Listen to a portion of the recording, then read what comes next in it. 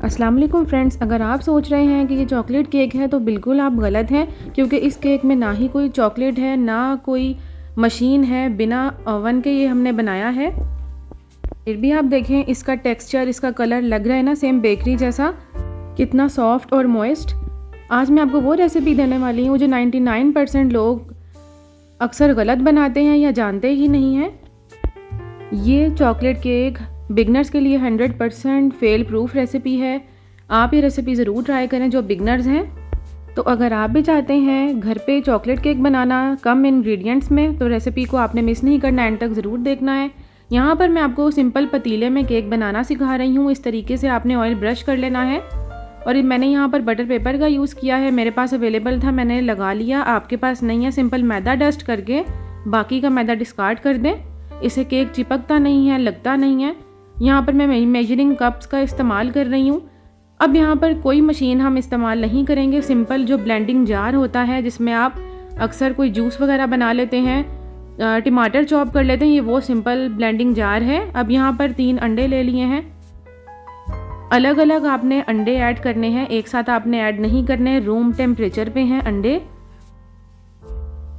चीनी मैं यहाँ पर ले रही हूँ 3/4 कप, यानी कि 3/4 कप। ग्राम्स में देखें तो 150 ग्राम्स हैं, और 3/4 कप इक्वल होता है हाफ कप और 1/4 कप। यहाँ पर मैं आपको ये 2 कप दिखा रही हूँ, एक 1/4 कप है और दूसरा हाफ कप है, यानी कि 3/4 कप बन जाता है ये। ऑयल ले रही हूँ 3/4 कप के बराबर, यानी कि 150 ग्राम्स। रेसिपी आपको ग्राम्स में और कप्स में डिस्क्रिप्शन में भी मैं आपको बता दूँगी और कमेंट में भी बताऊँगी। फ्रेंड्स, आपने यहाँ पर कुछ भी नहीं करना, सिंपल आपने सारी चीज़ें ब्लेंडिंग जार में ऐड कर देनी है और आपका बेकरी स्टाइल केक तैयार हो जाएगा, बिल्कुल देसी स्टाइल में। यहाँ पर दूध मैं ऐड कर रही हूँ हाफ कप के बराबर। अगर हम ग्राम्स में देखें तो 100 जो ग्राम है वो बनता है। कोको पाउडर ऐड कर रही हूँ 1/4 कप। ग्राम्स की बात करें तो 25 ग्राम बनता है।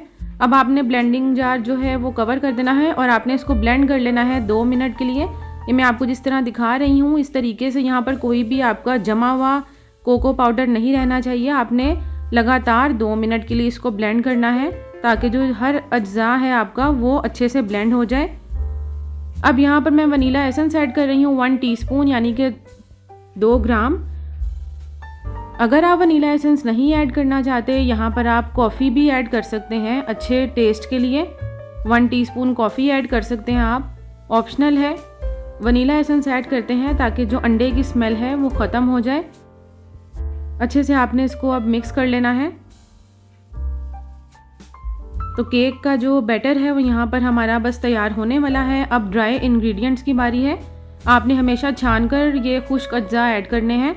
मैदा ऐड कर रही हूँ 3/4 कप के बराबर, यानी कि 100 ग्राम।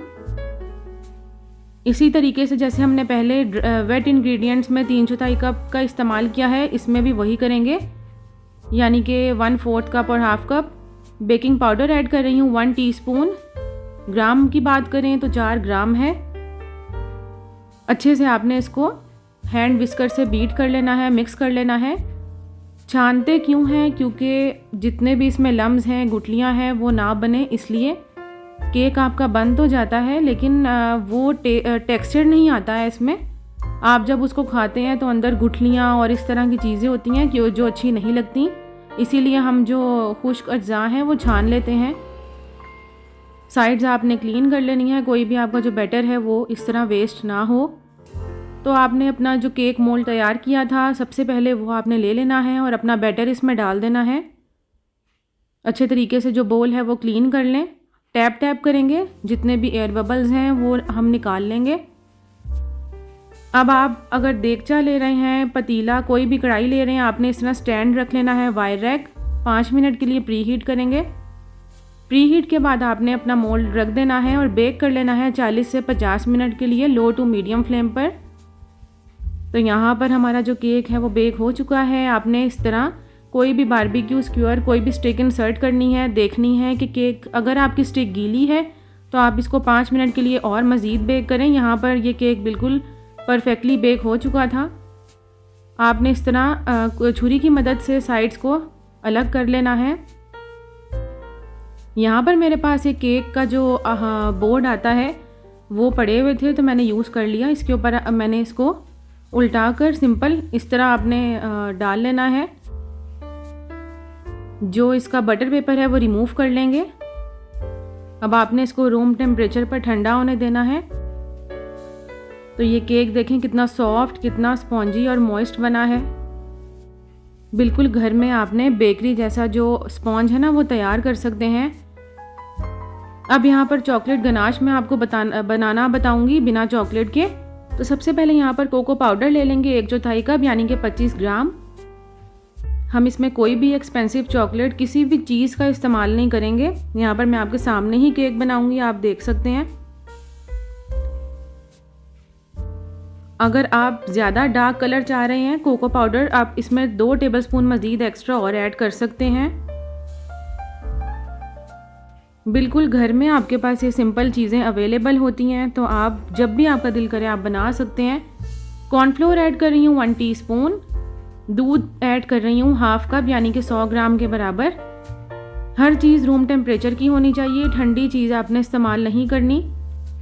अच्छे से इसको आपने मिक्स कर लेना है। जितनी भी गुठलियाँ आपको नज़र आ रही हैं आपने टेंशन नहीं लेनी, क्योंकि अभी इसका जो कुकिंग प्रोसेस है वो बाकी है। अब आपने इस पॉइंट पर फ्लेम ऑन कर देना है और लो फ्लेम पर आपने इसको थिक कर लेना है कि वो गनाश बन जाए। चीनी ऐड कर रही हूँ 1/2 कप यानी कि 100 ग्राम के बराबर।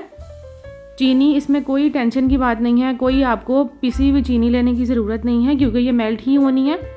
तो आप दानेदार चीनी का भी इस्तेमाल करें यहाँ पर। तो चॉकलेट गनाश देखें तैयार है। अब आपने फ्लेम ऑफ कर देना है और यहाँ पर बटर ऐड कर रही हूँ 1 टेबल स्पून, यानी कि ये अनसॉल्टेड बटर है, ऑप्शनल है। एक शाइन आ जाती है बाज़ार जैसी, ये ग्लेस पे शाइन आती है, इसीलिए ऐड करते हैं, स्किप कर सकते हैं आप। यहाँ पर मैं चॉप किए हुए जो पीनट है वो ऐड कर रही हूँ। आपके पास जो भी चीज़ अवेलेबल है ड्राई फ्रूट्स में आप ऐड कर सकते हैं, 2 टेबल स्पून के बराबर। बादाम है या आपके पास कुछ भी पड़ा हुआ है आप ऐड कर सकते हैं। अब यहाँ पर किसी के पास वायर रैक नहीं है तो सिंपल एक स्टैंड होता है, वो प्लेट पे रखें और इस तरीके से आपने जो गनाश है वो इसके ऊपर पोर कर देनी है, ताकि जो नीचे जितनी भी आपकी गनाश गिरेगी ना वो प्लेट में जाएगी। इस तरह आपकी गनाश वेस्ट नहीं होगी। आप इसको किसी भी बैग में स्टोर करके रख सकते हैं, बाद में केक के ऊपर यूज़ कर सकते हैं आप इसको। तो देखें यहाँ इसका ग्लेस चेक करें, चॉकलेट केक कितना ज़बरदस्त तैयार हुआ है। बिल्कुल आपको बेकरी जैसा इसमें टेस्ट मिलेगा। तो आपने ये अपने घर पे ज़रूर ट्राई करना है। किसी भी दावत पे, किसी बर्थडे पे, किसी भी इवेंट पे आप ये तैयार कर सकते हैं। अब यहाँ पर ठंडा हो गया था केक, मैं आपको इस तरह काट कर दिखा रही हूँ कितना सॉफ्ट है। इसका स्पॉन्ज देखें कितना बराबर से तैयार हुआ है, अच्छे से कुक हुआ है, बेक हुआ है। तो आपने अपने घर पे ये केक ज़रूर ट्राई करना है और कमेंट्स में आपने मुझे अपना फ़ीडबैक लाजमी देना है। उम्मीद करती हूँ फ्रेंड्स आपको आज की रेसिपी अच्छी लगी होगी। रेसिपी अच्छी लगे कमेंट्स में ज़रूर बताएं और नेक्स्ट हाजिर होती हूँ ज़बरदस्त रेसिपी के साथ। अल्लाह हाफिज़।